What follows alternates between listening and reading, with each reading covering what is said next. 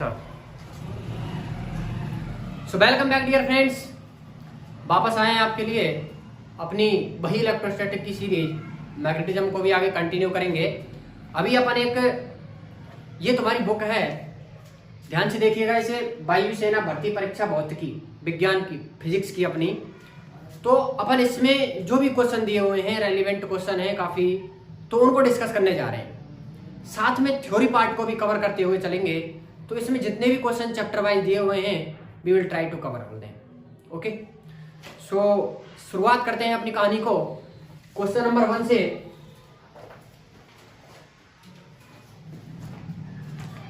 Question 1 में क्या बोला है, एक स्थिर आवेश उत्पन्न करता है। तुम्हारे पास अगर एक बुक है तो ठीक है, कोई बात नहीं तो क्वेश्चन अपन सीरीज वाइज कराते हुए चल रहे हैं। ओके, और अगर नहीं भी है तो ये बुक थोड़ा सा एडजस्ट कीजिए, परचेज कीजिए। तो जहां तक देखा गया है सारे के सारे कंसेप्ट जो हैं वो इसी बुक से उठा के दे दिए जाते हैं, तो ज़्यादा अपन को पढ़ने की जरूरत है नहीं। एनडीए, एयरफोर्स और नेवी इनके लिए अपन को ज़्यादा पढ़ने की जरूरत नहीं है। तो जितना है उसमें एक कवर है, तो हम इसी को ही कवर करेंगे। ओके, सो एक एक क्वेश्चन को अपन बड़े डीपली स्टडी करते हुए चलेंगे, जो भी इसमें लिखा है, किस वर्ड का क्या मतलब है क्या नहीं। ओके, सो क्वेश्चन नंबर 1 है फ्रेंड, एक स्थिर आवेश उत्पन्न करता है। यार देखो, तुमको हमने पहले भी बताया था कि ये चीजें तुमको कितनी काम आने वाली है।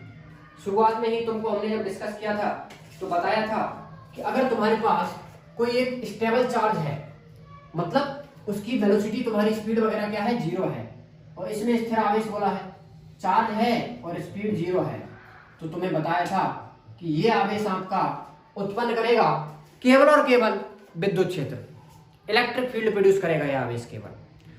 और सेकंड केस बताया था तुम्हें कि अगर यही आवेश आपका कांस्टेंट कांस्टेंट का भी मतलब बताया था, चलने अगर लग जाए तो ये इलेक्ट्रिक फील्ड के साथ साथ मैग्नेटिक फील्ड भी प्रोड्यूस करेगा। मैग्नेटिक फील्ड को अपन ने यहां बी से लिखा है। ओके, अपन को क्वेश्चन में बोला है स्थिर आवेश उत्पन्न करता है, तो ऑप्शन नंबर बी पे अगर नजर डालोगे तो उसमें लिखा है केवल विद्युत क्षेत्र।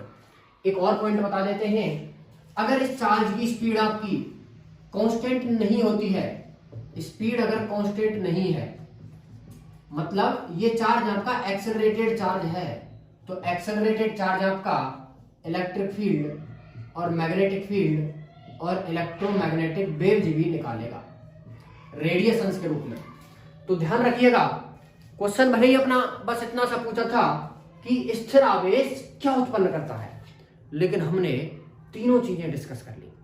तो अब कभी क्वेश्चन कांस्टेंट स्पीड का आता है, किसी भी चीज के बारे में पूछता है, तो आराम से हम आशा करते हैं कि आप कवर कर लोगे। ओके, नेक्स्ट क्वेश्चन की तरफ बढ़ते हैं। निम्न में से कौन सा विद्युत क्षेत्र का मात्रक नहीं है? तो भाई नहीं है वाले क्वेश्चन को करने के लिए तो हमें पहले तो वो पता करना पड़ेगा कि है कौन कौन से। तो देखिए, विद्युत क्षेत्र का अपन ने, तो ऑप्शन नंबर 1 में आपका, क्वेश्चन नंबर 1 में ऑप्शन नंबर बी सही हो जाएगा। ओके, क्वेश्चन सेकंड में अपन से बोला है निम्न में से कौन सा विद्युत क्षेत्र का मात्रक नहीं है। देखो भाई, तुमने एक इलेक्ट्रोस्टैटिक फोर्स पढ़ा है जिसको F = QE से लिखते हैं, तो यहां से अगर अपन E को लिखना चाहें तो F/Q लिख सकते हैं। फोर्स तुम्हें पता है, इसको अपन न्यूटन से लिखते हैं और चार्ज को अपन कूलम से लिखते हैं, तो एक यूनिट तो अपनी क्या बनी, न्यूटन पर coulomb.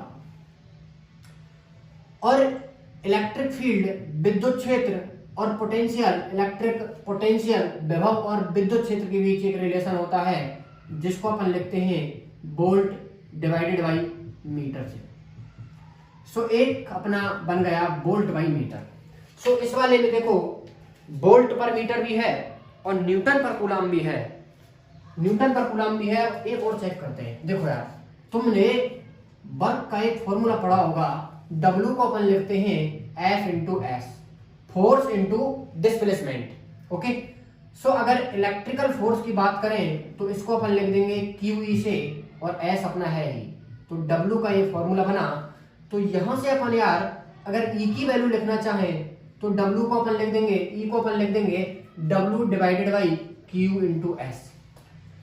You know very well कि वर्क को अपन जूल में लिखते हैं, W को लिख देंगे अपन किसमें, जूल में, डिवाइडेड बाई की है अपना कूलाम और S डिस्प्लेसमेंट मीटर में लेना है, तो एक बन जाएगा अपना joule divided by coulomb into metre. तो अगर अपन जूल पर कूलाम, अच्छा यार ये तो कूलाम बाई मीटर, ये तो मैच ही नहीं कर रहा यार। हाँ, देखो ऑप्शन नंबर डी वाले को देखो ध्यान से, जे है इसमें थोड़ा ब्लैक हो रखा था।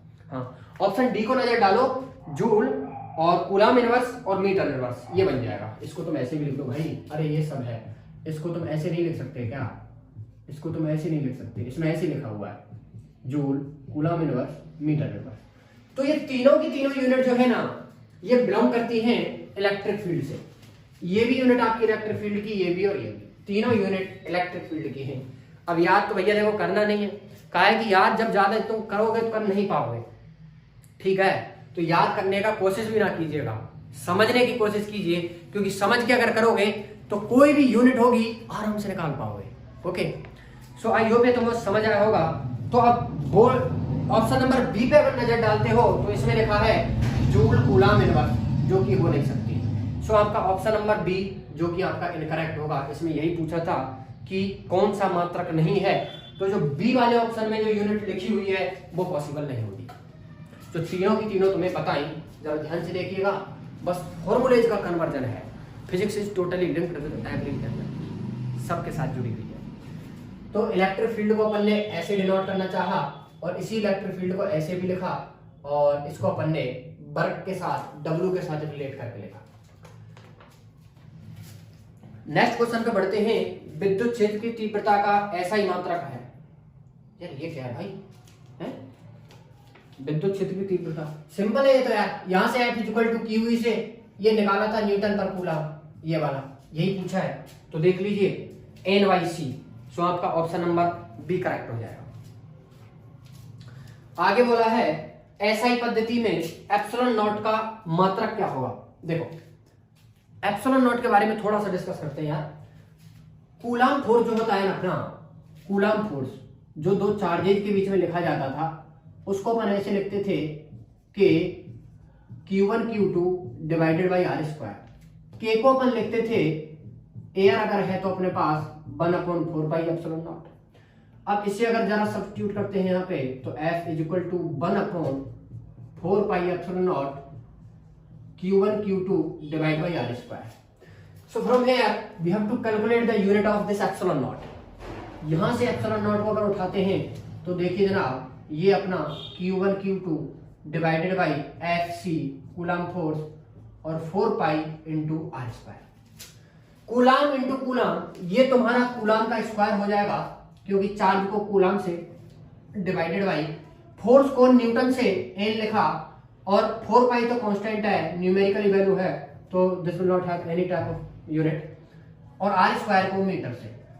तो एप्सिलॉन नॉट को अपन रिप्रेजेंट कर सकते हैं C square divided by newton metre square. अब मैच कीजिएगा option, C square newton inverse metre की power -2। So option number A में आपका मैच आ रहा है। इसमें ऐसे लिखा हुआ है C स्क्वायर N इनवर्स -2, ये वाला याद नहीं करना है बिल्कुल भी भाई, कब तक रटोगे, नहीं रट पाओगे। समझो चीजों को, समझ के करोगे तो आराम से सारी जो कितनी भी यूनिट पूछे सब निकाल लोगे फिजिक्स में। ओके, तो जो डायमेंशन वगैरह के चैप्टर होते हैं उनमें सब में यही खेल है। फॉर्मूले अगर तुम्हें याद है, सब कुछ पता है, then you will calculate easily. Okay, अगला क्वेश्चन है अपन के पास में, विद्युत आवेशों के बीच लगने वाला बल दिया जाता है। भाई देखो यार, जो आवेशों के बीच में बल लगता है उसे अपन कूलाम वाला ही बल बोलते हैं। तो देखो इससे ऊपर वाला जो 4th नंबर का क्वेश्चन था उसमें अपना ऑप्शन नंबर ए सही हो जाएगा, और 5th नंबर का जो है इसमें ऑप्शन बी सही हो जाएगा, कूलाम का ही लॉ है। और आगे लिखा है इलेक्ट्रॉन पर आवेश है क्वेश्चन नंबर 6 में, और इलेक्ट्रॉन पे जो आवेश होता है उसको हम तुम्हें बता देते हैं भाई, ई की जो वैल्यू होती है वो 1.6 × 10⁻⁻19 कूलाम होती है। हमें चार्ज के साइन के बारे में कोई डिस्कस नहीं किया है, चारों के चारों ऑप्शन में बस मैग्नीट्यूड दिया है, सो अपन को बस मैग्नीट्यूड देखना है। ओके, सो इसमें ऑप्शन नंबर डी करेक्ट हो जाएगा। आगे लिखा है किसी विद्युत रोधी माध्यम का परावैद्युतांक एप्सिलॉन आर हो सकता है। यार देखो एप्सिलॉन आर के बारे में ये थोड़ा सा अपन इसको यही देख लेते हैं। एप्सिलॉन आर एक्चुअली में होता क्या चीज है, देखो इसके बारे में जानते हैं पहले।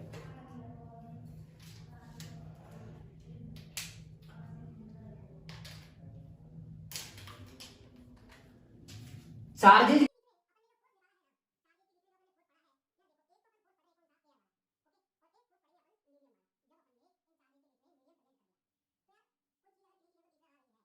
रिलेशन को खराब करेगी ना, है कि नहीं, समझ रहे हो ना, है कोई तीसरा अगर तुम दोनों के बीच आ जाएगा तो कहीं ना कहीं रिलेशनशिप में कुछ तो दरार आएंगी। सेम चीज यहीं पे चार्जेज के बीच में अगर कोई मीडियम आ गया तीसरा तो it will affect the force acting between them, पक्का चेंज करेगा फोर्स को। तो देखिए जरा इसको डिस्कस करते हैं अपन। जब स्टैटिक चार्ज की बात करते हैं, ये अपना Q है और ये भी अपना Q है, दोनों के बीच में एयर है। इस केस में जो अपन इस F नॉट को लिखा जाएगा अपन ने एयर वाला फोर्स, ओके। सो एयर में इसको अपन लिखते हैं 1/4 pi epsilon naught Q square divided by, let us suppose this distance is r, so r square. So ये अपना एयर का फोर्स हुआ। और मीडियम में अगर लिखा जाएगा तो मीडियम में से लिखेंगे 1/4 पाई एप्सिलॉन नॉट की जगह पे m यूज करना है बस यहाँ पे। सो एप्सिलॉन m यूज किया, सो Q square divided by r square, this is equation 2। So epsilon m और एप्सिलॉन नॉट एक्चुअली में है क्या चीज, जरा बताते हैं। तो मैं देखो फिजिक्स में एक नई क्वांटिटी है जिसको अपन एप्सिलॉन m बोलते हैं। इस एप्सिलॉन m का, एप्सिलॉन का एक्चुअली में नाम होता है आपका परमिटिविटी। इसको अपन बोलते हैं परमिटिविटी, हिंदी में विद्युतशीलता बोलते हैं इसे। परमिटिविटी जो होती है ना, परमिटिविटी भाई साहब आपकी 3 टाइप की होती है, 1, 2 एंड 3। एक होती है एप्सिलॉन नॉट, एक होती है एप्सिलॉन m और एक होती है एप्सिलॉन r, ओके। तीनों के बारे में देखते हैं। एप्सिलॉन नॉट जो होती है इसको बोला जाता है परमिटिविटी ऑफ एयर, और ये एप्सिलॉन m जो होती है इसे बोलते हैं परमिटिविटी ऑफ मीडियम, और इसे बोलते हैं अपन रिलेटिव परमिटिविटी। बताएंगे इसका मतलब अभी, रिलेटिव परमिटिविटी। ये परमिटिविटी ऑफ एयर है और ये परमिटिविटी ऑफ मीडियम है और ये रिलेटिव है। अरे यार रिलेटिव है मतलब कहीं ना कहीं ये जो दोनों परमिटिविटी है ये इन दोनों के बीच का रिलेशन हो सकता है क्या? देखो तो एप्सिलॉन आर को ना अपन ऐसे लिख देते हैं, एप्सिलॉन आर को ऐसे लिख दिया, epsilon r is equal to epsilon m divided by epsilon naught. This is the relation between all the permittivities. ये आपका इन सभी परमिटिविटीज के बीच में रिलेशन है। अब एक छोटी सी चीज और, चलो अब एप्सिलॉन m आ ही गया है तो बता देते हैं कि एप्सिलॉन m जो होता है आपका, इसको अपन एक दूसरा नाम भी बोलते हैं, इसको बोलते हैं एब्सोल्यूट परमिटिविटी, ओके। और ये जो रिलेटिव परमिटिविटी होती है इसको एक और सिंपल नाम देते हैं अपन, कहीं तुमको के भी लिखा मिलेगा, ओके।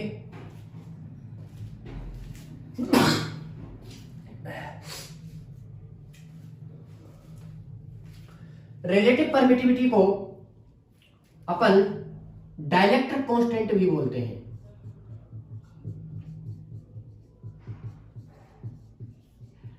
इसे डाइलेक्ट्रिक कांस्टेंट भी बोलते हैं, परावैद्युत नियतांक। और इसका एक और नाम है जिसे अपन बोलते हैं, भाई यहां लिख देते रहे हैं तुम्हारे लिए, स्पेसिफिक इंडक्टिव कैपेसिटी। इसका मतलब है विशिष्ट प्रेरण क्षमता। ज्यादा डीप मत जाइए, तुम तो बस इन 3 नामों को याद कर लीजिए क्योंकि ये तुमको कंफ्यूज कर सकते हैं, अलग अलग चीजें आ सकती हैं लिखी हुई, ओके। तो एप्सिलॉन नॉट हुई अपनी परमिटिविटी ऑफ एयर, निर्वात की विद्युतशीलता। एम हुई आपकी परमिटिविटी ऑफ मीडियम, माध्यम की विद्युतशीलता, और इसको एब्सोल्यूट परमिटिविटी भी बोल रहे हैं, निरपेक्ष विद्युतशीलता बोलते हैं इसका नाम। रिलेटिव परमिटिविटी दोनों के बीच का रिलेशन हुआ, जिस रिलेशन को अपन ने यहाँ ऐसे डिनोट किया है भाई, और एप्सिलॉन आर जो है अपना ये रिलेशन हो गया दोनों के बीच का। इसका 3 नाम तुम्हें तो तब बताए हैं, एक तो है डाइलेक्ट्रिक कांस्टेंट और रिलेटिव परमिटिविटी बोल ही रहे हैं, और एक है स्पेसिफिक इंडक्टिव कैपेसिटी। तीनों नामों को याद कर लीजिएगा, क्योंकि कहीं पे तुमको कुछ भी लिखा हुआ मिल सकता है, नॉट पॉसिबल। ओके, कुछ भी लिखा हुआ मिल सकता है। अब अपन इस क्वेश्चन की तरफ आते हैं। क्वेश्चन में बोला है किसी विद्युतरोधी माध्यम का परावैद्युतांक, देखो भाई परावैद्युतांक एप्सिलॉन आर इन्होंने अपेक्षित लिखा है, मतलब कहीं ना कहीं ये रिलेटिव परमिटिविटी बोलना चाहते हैं अपन से। क्या क्या हो सकता है, देखो यार एप्सिलॉन आर की वैल्यू आपकी 0 से 5 जो होती है बुक में लिखी हुई मिल जाएगी, वो ग्लास वगैरह के लिए होती है। एक टेबल बना देते हैं तुम्हें ताकि याद रह जाए, बल्कि जब भी क्वेश्चन आएगा ना तो तुमको ये दे के जरूर रखेगा कि डाइलेक्ट्रिक की वैल्यू एक्चुअली में तुम्हारी है क्या चीज। ओके, ये तुमको सारी वैल्यू पहले से दे के रखेगा।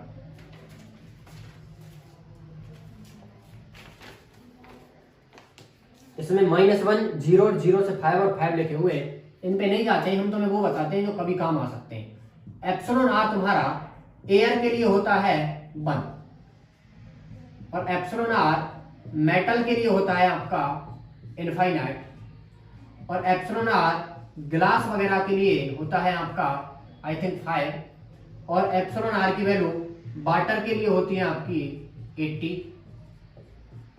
अब ये सब तुम याद कर लीजिएगा, क्योंकि कभी कभी नहीं भी देता है तो रिस्क ना लीजिए। ओके, तो इसमें बोला है कि एप्सिलॉन आर हो सकता है, अब यार इसमें 0 से 5 भी है, 0 तो हो नहीं सकता क्योंकि वो तो फोर्स को इनफाइनाइट बना देगा, वो भी पॉसिबल नहीं है, और नेगेटिव में जाती नहीं है आपकी।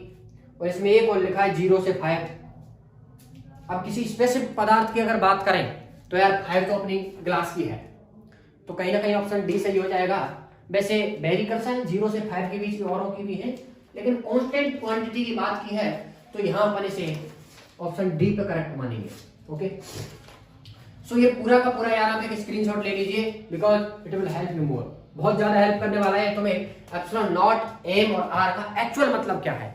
ओके, अब एप्सिलॉन आर एक्चुअली में होती क्या है इसके बारे में भी तुम्हें चाहे तो बता दें हम, कि एप्सिलॉन आर एक्चुअली में वो चीज है कि जब वैक्यूम था तुम्हारे पास, एयर थी, तब चार्जेज के बीच में क्या फोर्स था, और जब तुमने मीडियम डाल दिया है तब क्या फोर्स है, थोड़ा डिस्कस करेंगे इसके बारे में। एक्चुअली में ये एप्सिलॉन आर है क्या चीज, एप्सिलॉन आर जो है ना ये डिफाइन करता है relation between the forces acting in air and medium. Air और मीडियम के बीच के फोर्स का एक कंपैरिजन निकाल के देता है अपन को। ओके, जैसे सपोज कीजिए 10 धागे अपने पास इधर से आ रहे हैं और 10 धागे अपने पास इधर से आ रहे हैं, ये पहले वाला केस हुआ। ओके, तो टोटल 10 इधर से 10 इधर से 10 धागे आके मिल रहे हैं, ठीक है। अब तुमने इनके बीच में कोई ऐसा मटेरियल वगैरह डाल दिया, ऐसा कुछ इनके बीच में तुमने भर दिया जिसकी वजह से क्या हुआ यार, ये उधर से अब 8 आने लगे और इधर से भी 8 आने लगे। मतलब कहीं ना कहीं अब नंबर ऑफ जो वायर जो धागे थे वो आ रहे हैं वो कम हो गए ना। तो सेम चीज यहाँ पे है, फोर्स को ये एप्सिलॉन आर जो है ना वो चेंज कर देगा। ओके, स्क्रीनशॉट ले लीजिए इसका भाई, बहुत हेल्प करेगा तुम्हें। और बढ़ते हैं अपन के क्वेश्चन की तरफ। अरे एक और है यार, 8वें नंबर का, धातुओं का परावैद्युतांक क्या होता है, और भाई मेटल्स के लिए इनफाइनाइट होता है, ठीक है। और मेटल्स को अब देखो, इसको तुम अगर इनके बीच में मीडियम बना दोगे ना तो इसका रिलेशन बना के ये फोर्स को तुम्हारे को 0 कर देगा, क्योंकि इनफाइनाइट का डिवाइड करोगे तो you will get F M की वैल्यू 0 मिलेगी। आगे लिखा है एक प्रोटॉन तथा एक इलेक्ट्रॉन एक समान विद्युत क्षेत्र में स्थित हैं, उन पर लगने वाले विद्युत बल, अच्छा ऑप्शन 4 दिए हुए हैं उनमें तुमको लिखा है प्रोटॉन और इलेक्ट्रॉन एक समान विद्युत क्षेत्र में स्थित हैं, ठीक है भाई। देखो हम मिटा रहे भाई से, स्क्रीनशॉट ले लीजिएगा।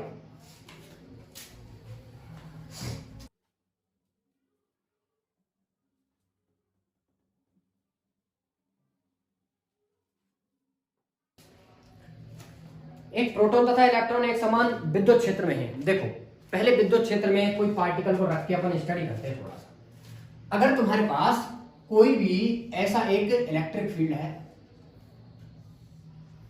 ओके, और जिसमें कोई भी पार्टिकल आपने आके रख दिया, तो होगा क्या भाई, अगर ये फील्ड क्या करता है, कि अगर तुमने किसी चार्ज को इधर रख दिया तो ये क्या करेगा, इस पे फोर्स लगाएगा, जिस इलेक्ट्रिक फोर्स की वैल्यू होगी आपकी QE के इक्वल। अब इसकी डायरेक्शन कैसे डिफाइन करेंगे देखिएगा। इसकी अगर डायरेक्शन की बात करते हैं तो देखो, अपन दो चार्ज ले रहे हैं, एक ले रहे हैं अपन प्लस Q और दूसरा ले रहे हैं अपन माइनस Q। तो यार दोनों चार्जेस पे कहीं ना कहीं ये फोर्स लगाने वाला है आपका फील्ड। अब लगाएगा कैसे, पॉजिटिव वाले पे लगाएगा इन the direction of field. So positive वाले पे फोर्स इधर लगेगा और नेगेटिव वाले पे फोर्स आपका इधर लगेगा। अब सोच रहे होंगे भाई नेगेटिव साइन काहे नहीं लगाए F के आगे, हम बताते काहे नहीं लगाए, क्योंकि जब तुम डायरेक्शन शो करा रहे हो ना, फोर्स वेक्टर है तो साइन मत दिखाओ, और साइन अगर लगा रहे हो तो फिर डायरेक्शन मत दिखाओ। एक चीज तो तुमको बलिदान देनी पड़ेगी, किसी भी वेक्टर का अगर तुम डायरेक्शन शो कर रहे हो तो उसके आगे मैग्नीट्यूड मत, साइन मत लगाओ, और अगर साइन शो कर दिए हो तो डायरेक्शन को भूल जाओ। ओके, इसलिए हम माइनस नहीं लगाया, ये डाइपोल में काम आएगा, ध्यान दीजिएगा। तो अब देखो, ये हुआ तुम्हारा फील्ड में, अगर अपन इलेक्ट्रिक फील्ड में चार्ज वगैरह को रखते हैं तो फोर्स कैसे लगता है। अब फोर्स अगर लग रहा है तो देखो F इक्वल टू होता है अपना A में, net force equal to A क्या होता है, एक्सेलरेशन। अब त्वरण वगैरह की बात करते हैं तो A इक्वल टू क्या हो जाएगा, F/n, net force divided by mass. अब क्वेश्चन में अपन को फर्स्ट ऑप्शन में दिया है उन पर लगने वाले विद्युत बल बराबर होंगे। अब यार देखो, बल की बात की है, अब इलेक्ट्रॉन और प्रोटॉन अगर यहां ले रहे हैं अपन, तो ये अपना फील्ड रहा, एक लिया है इलेक्ट्रॉन जो कि आपका -E होता है, और एक लिया है प्रोटॉन जो कि आपका +P होता है। तुम्हें पता है प्लस वाले पे तो भैया फोर्स लगेगा in the direction of field, और माइनस वाले पे फोर्स लगेगा opposite to the direction of field, क्षेत्र के विपरीत और क्षेत्र की दिशा में। मतलब अगर फोर्स तुम्हें पता है भाई वेक्टर क्वांटिटी है, और वेक्टर के पास होती है दिशा और उसके पास होता है मैग्नीट्यूड, दोनों के दोनों। अब फर्स्ट ऑप्शन में अपन को बोला है कि विद्युत बल बराबर होंगे। भैया देखो, बल बराबर तो होंगे, ये ठीक कहे हैं, लेकिन परिमाण में बराबर होंगे, मैग्नीट्यूड में बराबर होंगे। डायरेक्शन में वेक्टर क्या होता है पता है तुम्हें, वेक्टर की क्या प्रॉपर्टी होती है, कोई भी एक चीज बदली बदल जाएगा, मैग्नीट्यूड बदला बदल गया, डायरेक्शन बदली वेक्टर बदल गया। मतलब अगर यार फोर्स के बारे में चर्चा करनी है तो फोर्स दोनों पे डिफरेंट होगा। क्यों? क्योंकि दोनों का डायरेक्शन डिफरेंट है। और वेक्टर क्या बोलता है, अगर हमारे साथ कुछ भी छेड़खानी करी ना तो हम तुम्हारे नहीं होंगे। ओके, तो वेक्टर फोर्स है, फोर्स तुम्हारा वेक्टर है तो डायरेक्शन अलग है तो सेम तो नहीं होगा। मैग्नीट्यूड की बात करें, परिमाण की बात करें तो दोनों का भाई सेम होगा, क्योंकि तुम्हें पता है इलेक्ट्रॉन का और प्रोटॉन का दोनों का जो चार्ज होता है उसका मैग्नीट्यूड सेम होता है, बताया था तुम्हें। सो आई थिंक ऑप्शन नंबर 20 का करेक्ट हो जाएगा, लेकिन जो इनकरेक्ट है उनको भी देखें भाई, सीखो ये सब चीजें। ये नहीं क्वेश्चन जब भी सॉल्व करते हो ना तो जो सही है उस पर छोड़ो मत उसे, अब नीचे वाले भी चेक करो कि आखिरकार इनमें क्या कमी है, उनको देखो। उनके त्वरण बराबर होंगे, अच्छा त्वरण बराबर होंगे, और नीचे लिखा है त्वरणों के परिमाण बराबर होंगे। एक बात बताओ भाई, एक्सेलरेशन क्या है तुम्हारा, त्वरण क्या है, वेक्टर क्वांटिटी है ना, है, और वेक्टर के पास भी दिशा है। अब प्लस वाला तुम्हारा इधर एक्सेलरेट हो रहा है और माइनस वाला तुम्हारा इधर एक्सेलरेट हो रहा है, कहाँ बराबर हो जाएंगे दिशा भाई, देखना जरा है, दिशा तो दोनों की डिफरेंट है, और एक्सेलरेशन क्या है, वेक्टर है। कोई भी एक चीज बदली, दिशा अगर चेंज हुई तो वो भी चेंज हो गया, इस वजह से ये भी डिफरेंट मिला। तो option number C will be incorrect. D पे बात करते हैं, उनके त्वरणों के परिमाण बराबर होंगे। अब देखिए ना जरा, ए इक्वल टू क्या होता है अपना, ए इक्वल टू है F/n, और F जो है दोनों पे, F का मैग्नीट्यूड दोनों पे क्या है, सेम है। तो कहीं ना कहीं तुम्हारा एक्सेलरेशन देखना जरा, क्या मास पे डिपेंड कर रहा है भैया, और मास के साथ अगर देखते हैं तो acceleration directly proportional to mass है। इसका मतलब जिस पार्टिकल के लिए मास ज्यादा होगा उसका एक्सेलरेशन कम होगा, और भारी चीज बहुत स्लो चलेगी, ओके,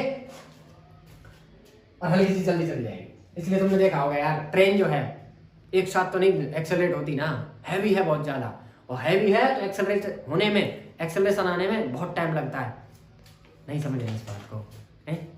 अब भाई ट्रेन में कोई एक साथ रेस दे भी देगा तो एक साथ थोड़े पिकअप बना लेगी, नहीं बनाएगी। मास ज्यादा है, एक्सेलरेट नहीं होगी तेजी से, मास जिसका ज्यादा हुआ एक्सेलरेशन कम होगा, और जो हल्की बॉडी होंगी बहुत तेजी से निकल जाएंगी। नहीं समझे? समझिएगा। देखो, सो मास और एक्सेलरेशन का अपोजिट रिलेशन है। सो हमें पता है भाई, मास ऑफ प्रोटॉन जो होता है वो ज्यादा होता है मास ऑफ इलेक्ट्रॉन से, और इनका मैग्नीट्यूड अगर अपन बात करें तो 1.67 इंटू 10 टू पावर माइनस 27, और इलेक्ट्रॉन के लिए लिखा जाता है 9.1 इंटू 10 टू पावर माइनस का 31 केजी में। तो ये -3 के पावर में डिफरेंस रखते हैं दोनों। और कहीं कहीं ऐसा भी लिखा मिलेगा कि मास ऑफ प्रोटॉन जो है वो तुम्हारा आई थिंक कुछ 1800 से 30 गुना ज्यादा होता है मास ऑफ इलेक्ट्रॉन के। ये भी रिलेशन मिल जाएगा। हम आशा करते हैं कि तुमको ये पूरी की पूरी फिनोमेना जो है ना वो समझ आई होगी कि इलेक्ट्रिक फील्ड में चार्ज जो है कैसे मोशन कर रहा है, क्या क्या एक्सेलरेशन आ रहे हैं, क्या सब कुछ कहानी हो रही है। ओके, 10वें नंबर के क्वेश्चन में अपन को बोला है विद्युत क्षेत्र में प्रवेश करने वाले इलेक्ट्रॉन का प्रारंभिक वेग विद्युत क्षेत्र से भिन्न दिशा में है, विद्युत क्षेत्र में इलेक्ट्रॉन का पथ क्या होगा। देखो, हमने तुम्हें अभी बताया कि इलेक्ट्रिक फील्ड में विद्युत क्षेत्र में जो किसी भी चार्ज का मोशन होता है वो कैसे होता है। अब इलेक्ट्रिक फील्ड आपका इधर काम कर रहा है और आपका जो इलेक्ट्रॉन है माइनस चार्ज होता है जिसपे वेलोसिटी v से opposite to the direction of field move कर रहा है, जिधर आपका विद्युत क्षेत्र है उसके अपोजिट। तो एक बात बताओ, प्लस वाला अगर होता तो उस पर फोर्स किधर लगता, इन द डायरेक्शन ऑफ फील्ड। यहां ये माइनस है तो क्या इस पे जो फोर्स लगेगा क्या वो भी इधर ही काम करेगा क्या, इसके अपोजिट, मतलब जिधर चल रहा है उसकी ही दिशा में। तो देखो ये कहीं ना कहीं और तेजी से एक्सेलरेट होगा क्योंकि फोर्स इज इक्वल टू ए में होता है। तो इधर वेलोसिटी और एक्सेलरेशन आएगा तो इसका पाथ बनेगा तुम्हारा स्ट्रेट लाइन।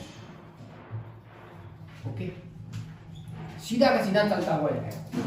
तो इस हिसाब से अगर देखते हैं तो आपका ऑप्शन नंबर सी सही हो जाएगा, स्ट्रेट लाइन वाला। अपोजिट लगा है इलेक्ट्रिक फील्ड और उसके अपोजिट ये चल रहा है, फोर्स इसके अपोजिट मतलब इधर ही लगेगा।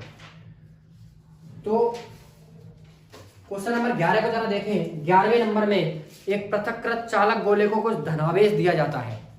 अब यार इसे ध्यान से समझना कि धनावेश देने का और ऋणावेश देने का एक्चुअल मतलब क्या होता है। ओके, देखो सपोज करते हैं अपन के पास में दो बॉडीज है यहाँ पे, ये 1 और ये 2। ये बॉडी ए है और ये बॉडी बी है। इस वाली पे जो मास है आपका वो मान लीजिए ए में है और इसका मास है आपका एम बी। इस वाली पे जो चार्ज है आपका वो बोल दे रहे हैं अपन क्यू ए और इस पे चार्ज बोल दे रहे हैं क्यू बी।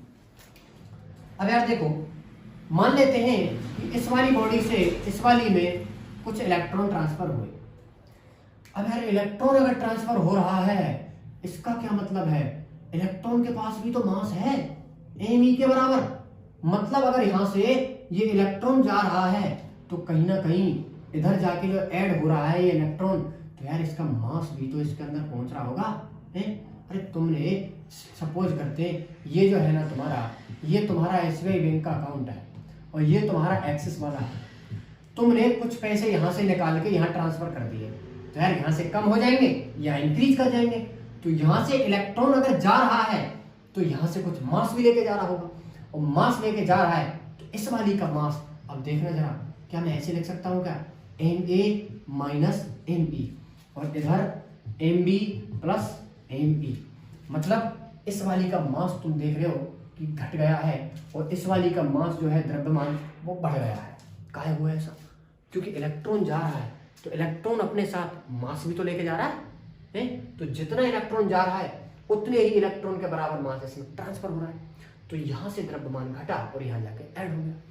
अब पॉजिटिव और नेगेटिव का क्या खेल है भाई। देखो, किसी आदमी से तुम पैसे लेते हो तो यार उसे क्या बोलते हैं अपन, उसे बोलते हैं कि यार वो बहुत ज्यादा धनी है, उसे अपन धनी से ले लिया तो इसको बोल देंगे पॉजिटिव, और जो लेता है पैसे उसे बोल दिया नेगेटिव, इसको बोलते हैं हिंदी में ऋणी। मतलब जहां से तुम्हारा चार्ज गया है, अब यार चार्ज जब भी जाता है तो चार्ज जब भी जाएगा तो तुम्हारे इलेक्ट्रॉन ही जाते हैं, क्योंकि प्रोटॉन नहीं चलते, इलेक्ट्रॉन ही चलने का काम करते हैं। तो जहां से चार्ज जा रहा है उसको बोलते हैं अपन डोनर, मतलब जो चार्ज दे रहा है, और जो चार्ज लेता है उसे बोलते हैं अपन अडेप्टर। मतलब इसे हिंदी में बोल देंगे दाता और इसे बोल देंगे ग्राही। आशा करते हैं कॉन्सेप्ट तुम्हें समझ आया होगा। अब देखो यार, क्यू ए वाली तुम्हारी कैसी हो जाएगी, पॉजिटिव और क्यू बी वाली कैसी हो जाएगी तुम्हारी नेगेटिव। मतलब जब कभी भी तुमसे कहे कि किसी बॉडी को तुमने क्या दिया, धनावेश दिया, और यार धनावेश देने का क्या मतलब है भैया, धनावेश देने का मतलब है कि तुमने उससे इलेक्ट्रॉन निकाले हैं तभी तो पॉजिटिव आया है, और इलेक्ट्रॉन निकालोगे तो ये घटना घटेगी, और ये घटना ऐसी घटी कि इसने द्रव्यमान को मार डाला, और यहां जाके नेगेटिव हुआ तो ये तुम्हारा मास इसमें जाके ऐड अप हो गया। तो उम्मीद करते हैं कि कॉन्सेप्ट तुम्हें समझ आया होगा। यहाँ से चार्ज घटा और ऐड होने वाला। ओके, तो ये पॉजिटिव हुई। किसी भी बॉडी के पॉजिटिव होने का क्या मतलब है, पॉजिटिव होने का मतलब है कि उसका जो मास है डिक्रीज कर गया, और नेगेटिव होने का मतलब उसका मास इंक्रीज कर गया, उधर जाके मास ऐड अप हो गया। आशा करते हैं कॉन्सेप्ट तुम्हें समझ आया होगा, और ये तुम्हें बहुत हेल्प करेगा। आई थिंक इस टाइप के जितने भी क्वेश्चन होंगे ना वो तुम्हारे सारे मिल जाएंगे। पॉजिटिव होने का क्या मतलब है कि उससे तुमने कुछ लिया तब वो धनावेश हुआ, पॉजिटिव हुई। लिया तो मतलब उस पे से कुछ कम हो गया तो मास कम हो गया। इधर ले लिया तुमने, तुम्हारे पास जुड़ गई चीज। समझे? आगे बढ़ते हैं। तो इस हिसाब से देखा जाए, इस वाली को धनावेश अगर दिया है तो इसका द्रव्यमान घट जाएगा। तो आपका ये ऑप्शन नंबर ए सही हो जाएगा। ओके, 11वें में ऑप्शन नंबर सी से ए सही हो जाएगा आपका, घटेगा। हम इसे एवरेज कर रहे हैं। अगले क्वेश्चन की तरफ बढ़ते हैं। अगला क्या बोल रहा है अपन को कि एप्सिलॉन नॉट की डायमेंशन क्या है, बेमा। अरे यार देखना जरा इसे, एप्सिलॉन नॉट के बारे में तभी अपन ने पढ़ा था। जो वैक्यूम में अपन फोर्स लिखते हैं उसको क्या लिखते हैं भाई, वैक्यूम में फोर्स लिखते हैं 1/4 pi epsilon naught Q square divide by R square. यहां से एप्सिलॉन नॉट को क्या लिखा, 1/f0 into 4 pi Q square upon R square. Charge को कैसे लिखेंगे भाई, देखना जरा, चार्ज को क्या लिखा, कूलाम स्क्वायर। अब कूलाम स्क्वायर छोड़ो, देखो चार्ज को कैसे लिखते हैं, Q इक्वल टू होता है IT। करंट को लिखते हैं अपन A से, जिसे एम्पियर बोलते हैं, और टाइम को लिखेंगे डायमेंशन के लिए T से। तो देखना जरा, इसका स्क्वायर, इसका स्क्वायर, तो क्या A2 और T2 लिख दें, डिवाइडेड बाई F जो है तुम्हारा फोर्स है, और फोर्स को लिखते हैं, देखो यार फोर्स की जो यूनिट होती है डायमेंशन, उसको लिखते हैं m1L1T-2। इसको याद कर लो, बहुत हेल्प करेगी पूरी फिजिक्स में, डायमेंशन निकालने में पूरी में हेल्प करेगी। रटने की नहीं बोल रहे, तुम्हारी हेल्प हो जाएगी, इस वजह से बोल रहे। हेल्प करने को भी बहुत कुछ बोलते हैं यार, देखो जरूरी है हेल्प भी। और ये तुम्हारा